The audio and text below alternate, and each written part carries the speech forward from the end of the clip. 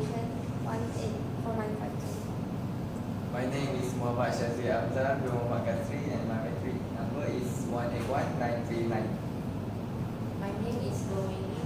My metric number is 183414. My name is Ngiow Ee Wen. My metric number is 184919. My name is Nur Syazana binti Mohd Ghani and my metric number is 18194.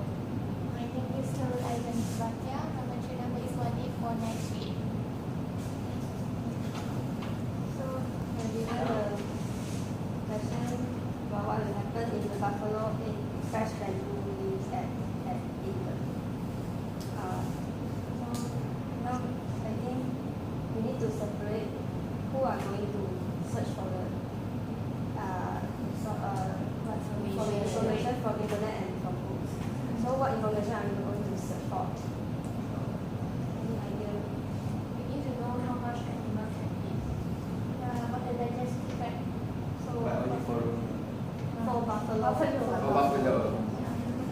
So someone need to find the digestive tract of the buffalo. So this is the first thing that they need to find. And then after that, chemical component of the belly. chemical component of that one is the second one. Then the effect, maybe chemical. Like it will be under the chemical. Is it the digestive tract include the how microorganism Yeah. digest? One is we separate it because I think the microorganism have many and there's different. So one part is digestive system. This is the digestive Including the tract. all microorganisms. One part is just the digestive tract. To Yeah. see how much it can go. Yeah. And And also the biochemical events that happen, like when disease or something.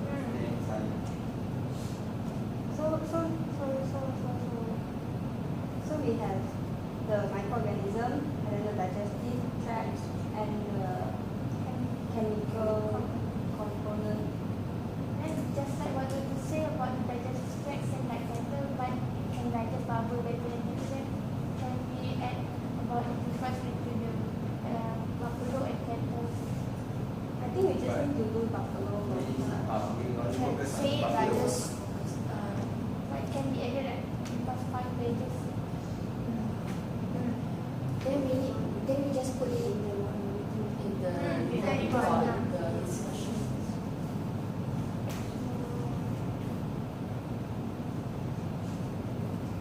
So we will split ourselves into three groups. And we volunteer to research. I'll do on the Each of the person take one part of the question if we need, then we just find wherever lah. So what we have? Digestive tract. Maybe need 2%. So digestive tract. Digestive tract of buffalo, and then this is the chemical component of this. Then the very that the blue leaf. of the bamboo leaves to see. Then what is Carbohydrate metabolism. Glycolysis, peptide. That one we want to add in the report. Between cattle and between buffalo. ruminant Because doctor always says about cattle. cattle and buffalo. This one Chemical component to effect maybe.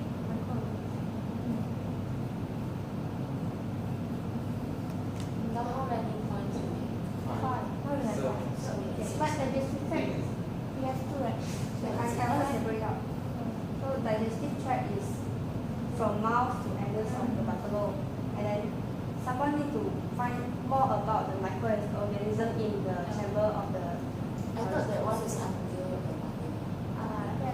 Yeah, that one is a new one. So I separate out because. So for now, the What more? Digestive tract will have 2% each. Digestive tract. So we have basically the digestive tract, and after that will be the microorganism, and then after that can we do the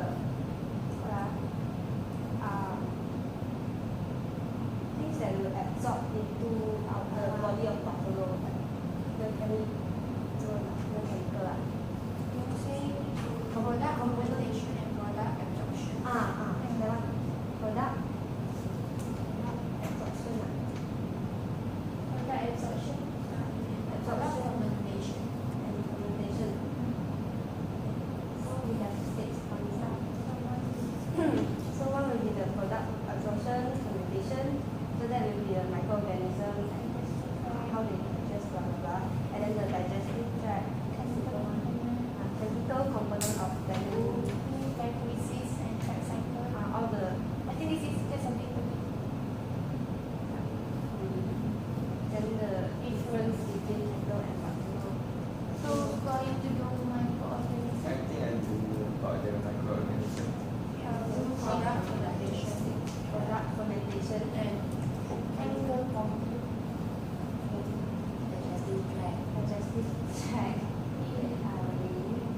Microorganism Syazwi. Chemical component Syazana. Then I take it first. Take about the glycolysis and tract cycle. And usually Syazwi microorganism. okay. So let's read now. Yeah.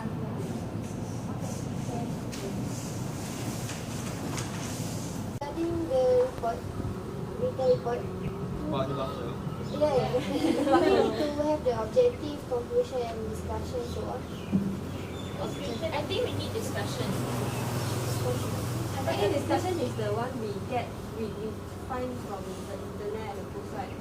But they say that the content that he wants in the follow the paper.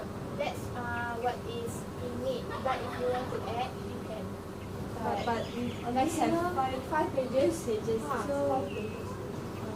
I see even Weileen is about 3 pages. mine also very a lot. The Needs to be edited. to simplify. With the diagram can adjust become smaller. I think we The need front page objective. is calculated in the 5 pages or not? I don't think the I front don't page the- I is don't think included the- in the 5 yeah. pages. So one person each one page. No.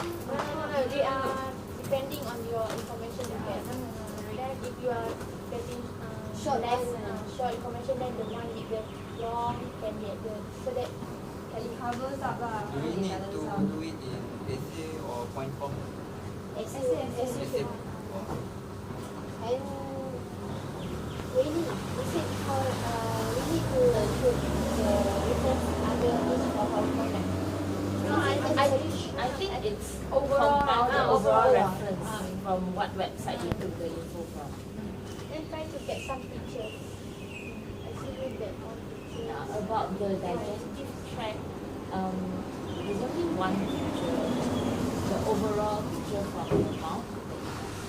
It's included all inside one very simple picture. So, do we need very specific details for, like, for example, the small intestine? Do I need to explain everything about the small intestine, about large intestine, I or don't know. just I think touch? I don't think so because It will be very long if I need to touch every acid detail. find difference.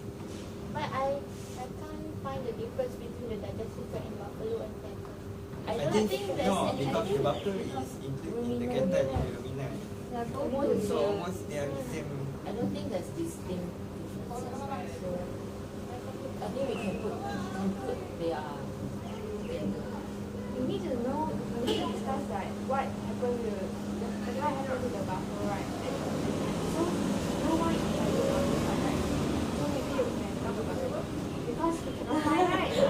You cannot find then the one never find anything inside. So but I heard some of our friends say that the buffalo will become blonde and then will die.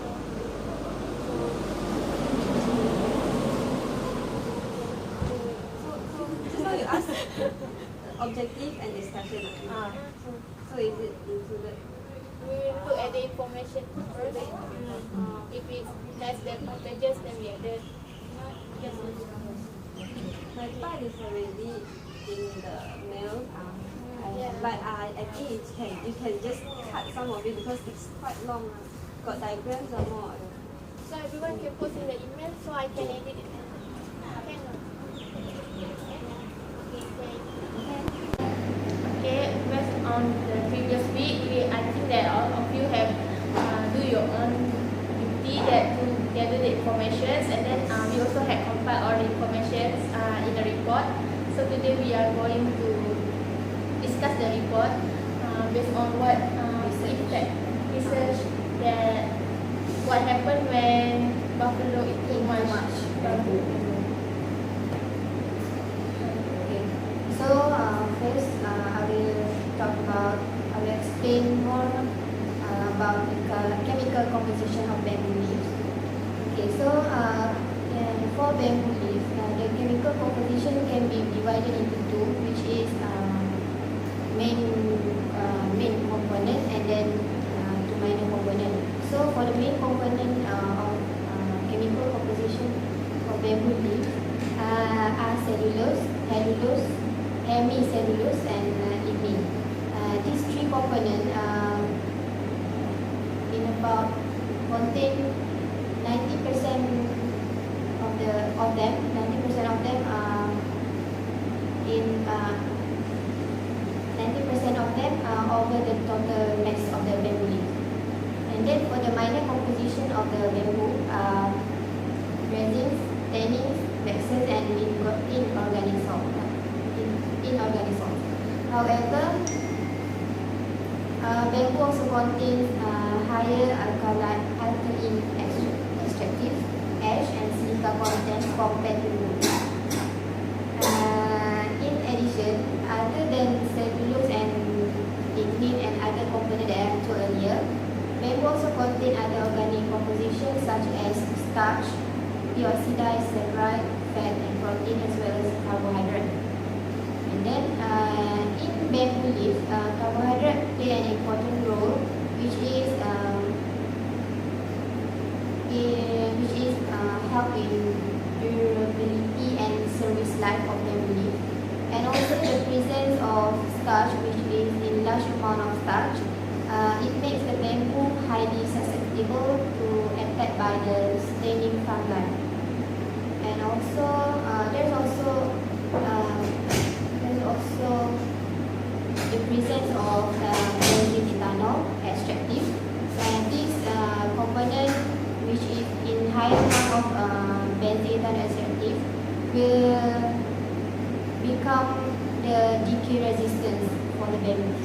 And for the ash component of bamboo is made up of inorganic minerals, primarily silica, calcium, and potassium. Manganese and magnesium also are the other two common minerals that present in bamboo. So that's what about the chemical composition in bamboo. Okay. I'm going to talk about the digestive tract of ruminant.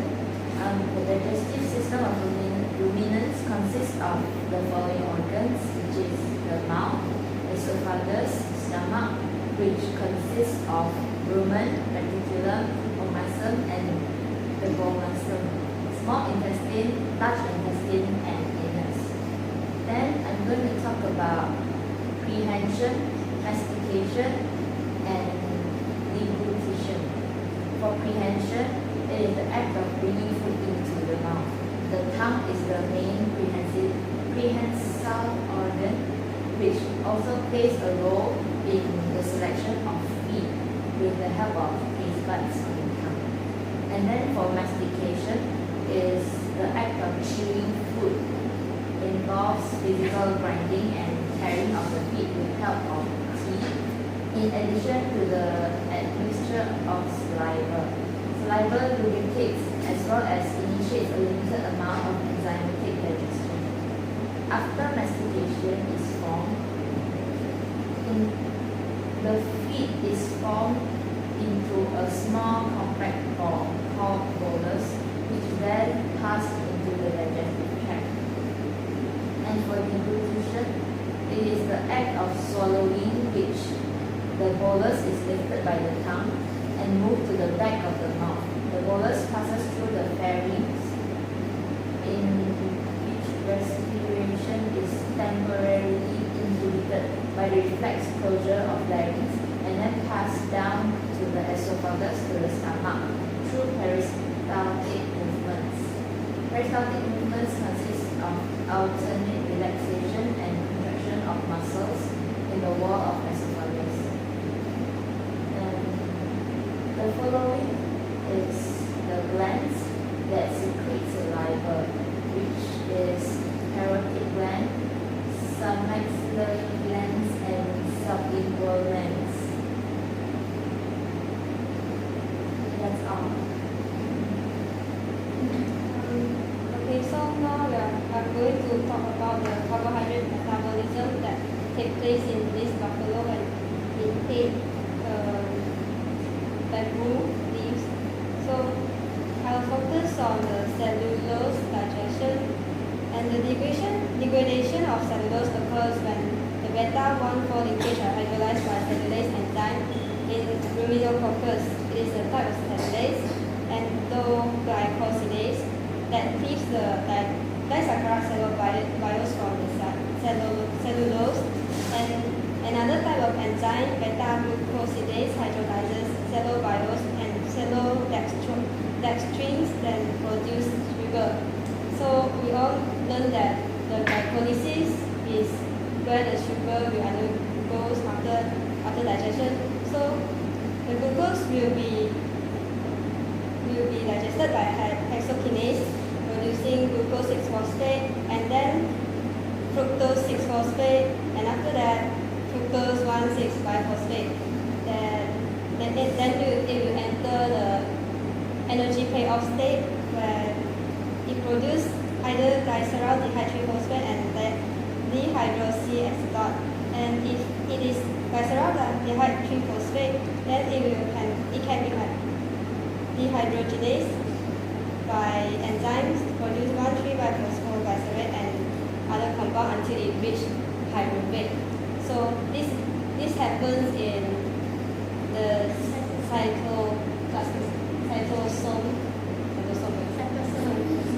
cytosol, sorry. And then the pyruvate enter the mitochondria of our cells, the animal cells, and Krebs cycle takes place.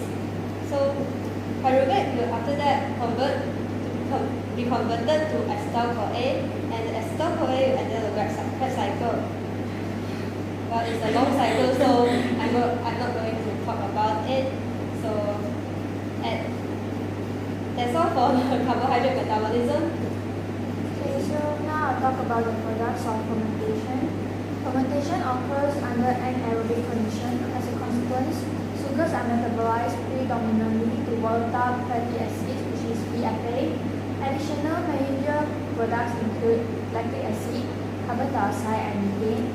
The principal VFAs are acetate, propionic, and butyric acid, which collectively provide for the majority of herbivores' energy need. The ratio of these VFAs vary with diet.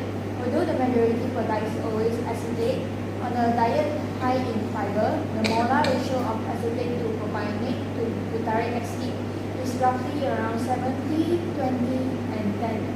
As described above, proteins are also important substrates for fermentation. In coda fermenters, much of the dietary protein is digested and absorbed prior to the large gut, but in ruminants, all dietary proteins enter the rumen.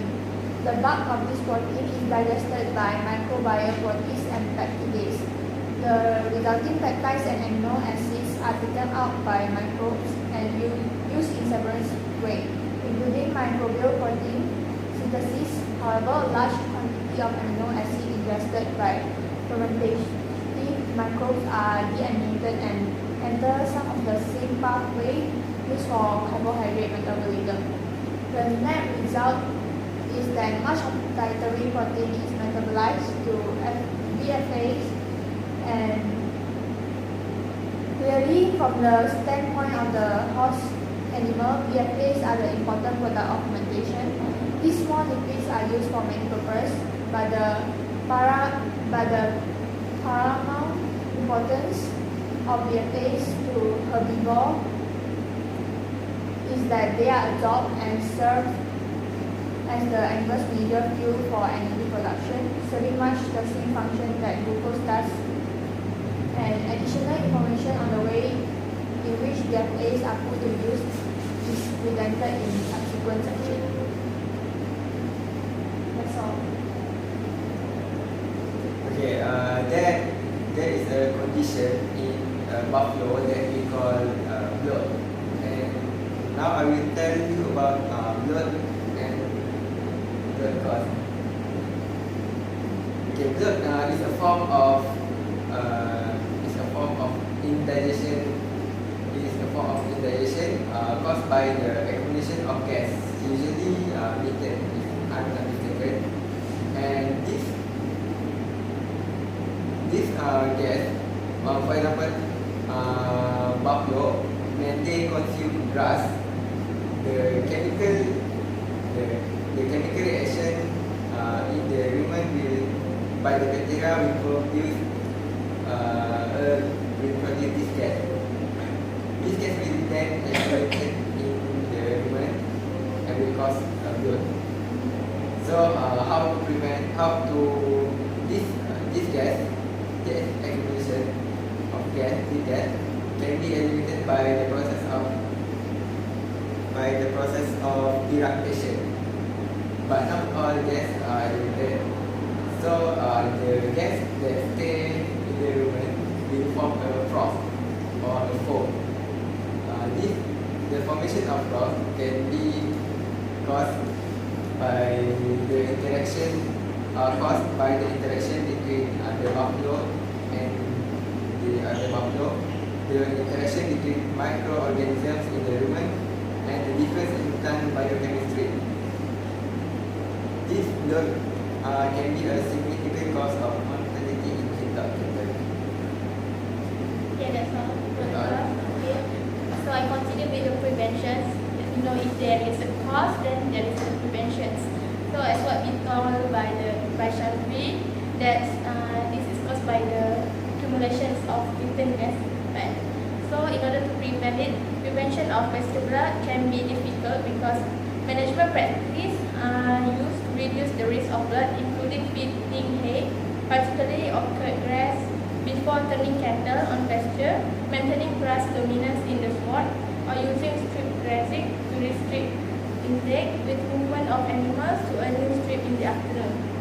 Not that early in the morning because we usually need to do it in the afternoon. So hay must constitute at least 1/3 of the diet to effectively reduce the risk of the bloat. Feeding hay or strip grazing may be reliable when the pasture is only moderately dangerous, but these methods are less reliable when the pasture is in the pre-blown stage and the blood potential is high. Mature pasture are less likely to cause blood than immature or rapidly growing pasture. The only satisfactory method available to prevent pasture bloating is continual administration of an anti-foaming agent during the risk period. This is widely practiced in grassland countries such as Australia and New Zealand. So in Malaysia, we haven't did this yet. So I think that's all about the report. Or any of you that want to add something? Can I add something? Something that I watched it in Facebook video lah. As a zebra undergoes bloating. So the zebra died already. It's just a random storytelling. The zebra died already. I watched the video and then it died like you can see the zebra bloating very seriously. And then there's a cheetah want to eat the zebra. And then the cheetah, you know how the cheetah just bite the zebra, and then all the blood like fountain came out. Yeah, that's how the bloating. Because of the bloating. Yeah, there's too many the gas accumulated, and then it causes a high pressure inside, and then all the blood and all the fluid all goes to the rumen and to the stomach of the zebra, and it just go out. Yeah, that's what I saw in the video. That's about the bloating. So that's all about That's all about our discussion Discussion about for Bakhtiar.